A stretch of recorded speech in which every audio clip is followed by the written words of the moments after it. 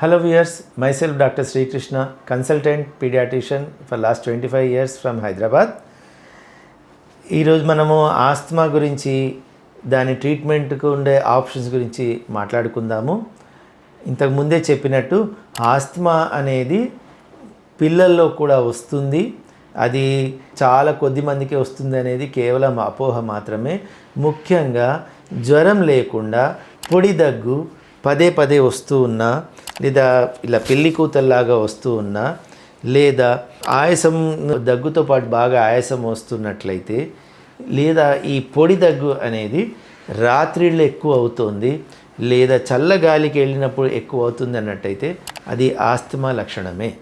మరి ఈ ఆస్తమా అనేది ఎందుకు వస్తుంది అంటే రకరకాల అలర్జన్స్ అనేవి, ముఖ్యంగా ఇప్పుడు గాలిలో ఉండే పొల్యూషన్ పెరిగింది కాబట్టి రకరకాల కెమికల్స్ కూడాను ఈ గాలిలో కలుస్తున్నాయి, మనం పీల్చే గాలిలో.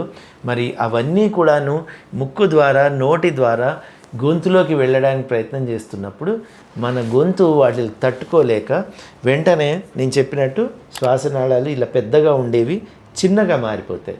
ఎప్పుడైతే చిన్నగా అవుతాయో వెంటనే గాలి తీసుకోవడము, గాలి వదలడము రెండు కూడా కష్టంగా మారి పిల్లలకి దగ్గు మొదలవుతుంది. ఇది దగ్గుతో పాటు ఆయాసం కూడా ఉంటుంది.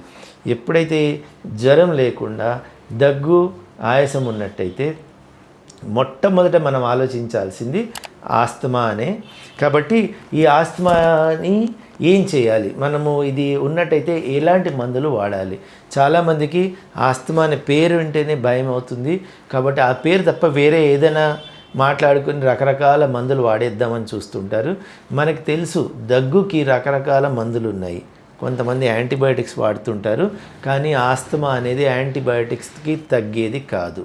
ఇంకా కొన్ని పరిశోధనల వల్ల తెలిసింది ఏంటంటే, చిన్నతనంలో పదే పదే యాంటీబయాటిక్స్ ఎక్కువ వాడే వాళ్ళలో ఫ్యూచర్లో ముందు ఆస్తమా ఎక్కువ అయ్యే అవకాశం ఉంటుంది. కాబట్టి అన్నిటికీ ఇట్లా మెడికల్ షాపులకు వెళ్ళి దగ్గు మందులు అని చెప్పి యాంటీబయాటిక్స్ వాడడం ఎంత మాత్రం మంచిది కాదు. అలాగే ఈ చల్ల గాలికి ఎక్స్పోజ్ అయినప్పుడు వెంటనే దగ్గు వచ్చినట్టయితే అది ఆస్తమా లక్షణమే అనుకోండి. మరి అలాంటప్పుడు ఏం చేయాలి అంటే రకరకాల, మనకి మొదటిసారి అయితే జనరల్గా డాక్టర్లు ఆస్తమా అని కానీ మందు డౌట్ వచ్చినప్పటికీ కూడా ఏడాదిలో పిల్లలకి దగ్గు మందులే ఇస్తూ ఉంటారు, లేదా కొన్ని ఏమైనా ఇంజక్షన్లు ఇస్తూ ఉంటారు, నెబులైజర్లు అనేవి ఇస్తూ ఉంటారు. దాని ద్వారా ఈ సాల్బుటమాల్ అని లేదా బ్రాంకోడైలేటర్ అని రకరకాల మందులు ఉంటాయి. ఆ మందుల ద్వారా మళ్ళీ ఇట్లా కుంచుకుపోయిన శ్వాసనాళాలు మళ్ళీ పెద్దగా మారుతాయి. దానివల్ల పిల్లలకి రిలీఫ్ వస్తుంది. అలాంటి మందులు 4-5 రోజులు వాడాల్సి ఉంటుంది. అయితే పదే పదే వస్తున్నట్టయితే, ముఖ్యంగా చలికాలంలో, మనం చలికాలం అనేది దాదాపు నవంబర్ నుంచి ఫిబ్రవరి వరకు ఉంటుంది. ప్రతిరోజు కూడా చల్లబడుతూనే ఉంటుంది. మరి కేవలం ఒక్కసారి ఇస్తే సరిపోతుందా? కాదు, ప్రతిరోజు తీసుకోవాల్సిన అవసరం చాలా ఉంటుంది. మరి ప్రతిరోజు మందులు తీసుకోవాలి అంటే ఈ నోటి ద్వారా ఇచ్చే సిరప్లు కానీ ట్యాబ్లెట్లు వరకు కానీ ఎంతవరకు సేఫ్? ఈ మనం నోటి ద్వారా ఇచ్చే సిరప్లు కానీ, అంటే మందులు కానీ లేదా ట్యాబ్లెట్లు కానీ, అవి కడుపులోకి వెళ్తాయి, లివర్కి వెళ్తాయి, లివర్ నుంచి గుండెకి వెళ్తాయి, తర్వాత శరీరం అంతా స్ప్రెడ్ అయిపోయి అందులో ఒక 1-2% మాత్రమే ఎక్కడైతే ప్రాబ్లం ఉందో, అంటే ఈ శ్వాసనాళాల దగ్గర ఎక్కడైతే ప్రాబ్లం ఉందో అక్కడికి వచ్చి పని చేస్తాయి. ఇంత పని చేయడానికి కనీసం అర్ధగంట నుంచి గంట సేపు పడుతుంది. అంటే ట్యాబ్లెట్ వేసుకున్న గంట దాకా రిలీఫ్ అనేది రాదు. అలాగే మనం వేసుకునే ఈ సిరప్లలో, ట్యాబ్లెట్లలో కేవలం 100వ వంతు మాత్రమే ఈ యాక్చువల్ ప్రాబ్లం ఉన్న చోటికి వెళ్తాయి. దాని ద్వారా అది మిగతా 99% కూడాను శరీరం అంతా ఉండడం వల్ల సైడ్ ఎఫెక్ట్స్ కూడా ఉంటాయి.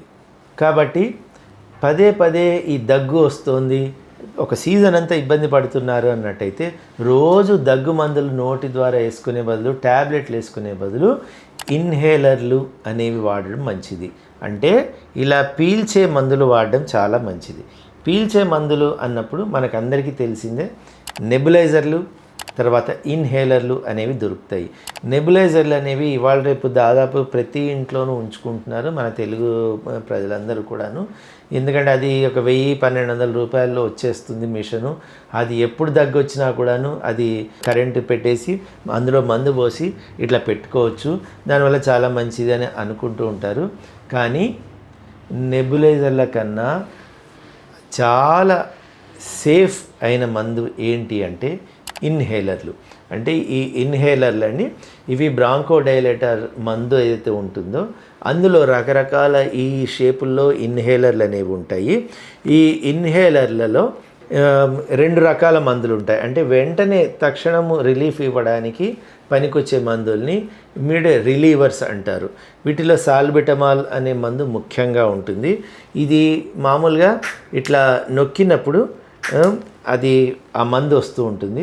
ఆ దాన్ని మనం మామూలుగా ఇట్లా నోట్ తోటి మొత్తం పట్టి ఉంచి గట్టిగా ఇలా కొట్టినప్పుడు వెంటనే పీల్చాలి, మెల్లిగా పీల్చాలి, తొందరపడి ఏం పీల్చక్కర్లేదు. సో ఇది ప్రెస్ చేసి ఆ వచ్చిన మందుని మెల్లిగా అని పీల్చినట్టయితే మనకి ఇక్కడ టేస్ట్ కూడా తెలుస్తుంది. ఇది పెద్దవాళ్ళకి చెప్తున్నాను, కానీ చిన్న పిల్లలకి అంత టేస్ట్ లాగా చెప్పలేకపోవచ్చు. కానీ బట్ పిల్లలైనా కూడా మెల్లిగా దాన్ని ఇలా ప్రెస్ చేసి మెల్లిగా పీల్చాలి. దీని ద్వారా క్విక్గా రిలీఫ్ వస్తుంది. మరి ఈ ఇన్హేలర్ అనేది చాలామందికి భయంతో ఇదేదో చాలా టర్మినల్లీ ఇల్ పేషెంట్, అంటే అదేదో ఒక ఆఖరి తప్పనిసరి పరిస్థితుల్లో తీసుకునే మందని చాలా అనుకుంటారు. కానీ వీటి వల్ల చాలా బెనిఫిట్స్ ఉన్నాయి.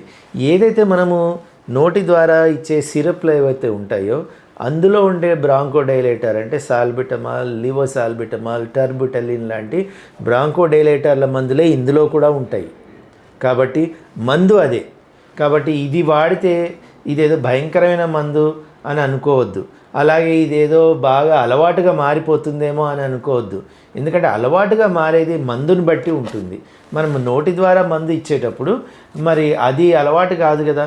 ఇది కూడా అలాంటిదే. ఈ మందు అలవాటు కాదు, మనం రోగం ఉంది కాబట్టి ఈ మందు వాడుతున్నామని తెలుసుకోవాలి.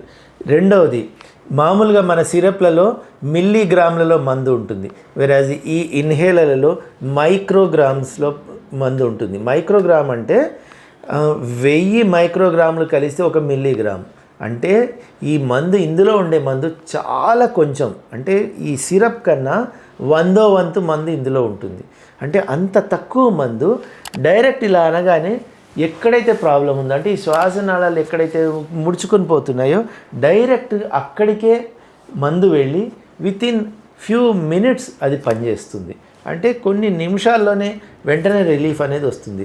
జస్ట్ లైక్ మనము తలనొప్పి వచ్చినప్పుడు ఏ అమృతాంజన్ లాంటివి తలకు పట్టిస్తాం కదా, అది వెంటనే మనకి 5 నిమిషాల్లో రిలీఫ్ ఉంటుంది కదా, అలాంటిదే ఈ ఇన్హేలర్ కూడాను.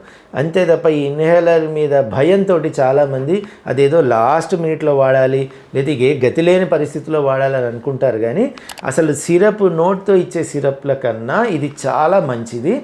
దీంతో ఏ రకమైన సైడ్ ఎఫెక్ట్స్ ఉండవు. రెండవది, మనం ఇట్లా తీసుకున్నాక మామూలుగా ఒక బ్రీతింగ్ ½ మినిట్ తీసుకోగానే మనం గాలి వదిలినప్పుడు ఇక్కడ దాకా వచ్చిన మందు ఆటోమేటిక్ బయటికి వెళ్ళిపోతుంది. చూడండి, వితిన్ ½ మినిట్లో ఈ మందు దాని పని చేసేసి మనం గాలి వదలగానే గాలితో పాటు బయటికి వెళ్ళిపోతుంది. అంటే ఏ రకమైన సైడ్ ఎఫెక్ట్స్ లేని మందు ఈ ఇన్హేలర్.